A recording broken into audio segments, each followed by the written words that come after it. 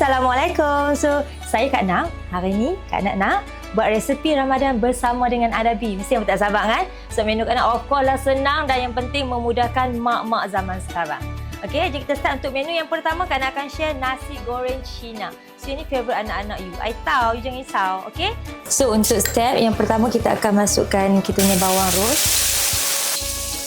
Bawang putih. Kak Nak kalau masak memang Kak Nak akan pakai bawang banyak. Sebab bawang ni dia ada aroma dia. Tambah kalau yang tomeh-tomeh ni kan.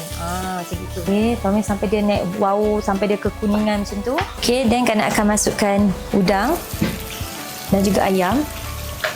Kita bila macam bulan-bulan puasa ni kan, benda-benda macam ni penting lah. Anak kita kan, mereka kan kadang-kadang puasa kan lembek, tak larat tu kan. Kita kena bagi protein juga, banyak-banyak sikit. Alright, so sambil-sambil tu Kak Nak akan ketepikan semua lauk-lauk ni. Okay, kita pecahkan telur, kemudian kita kacaukan dia. Kita kacau macam tu.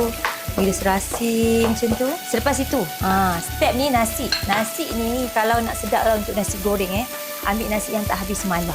Nasi sejuk. Lepas tu kalau kita nak elok pakailah nasi berah-berah panjang ni.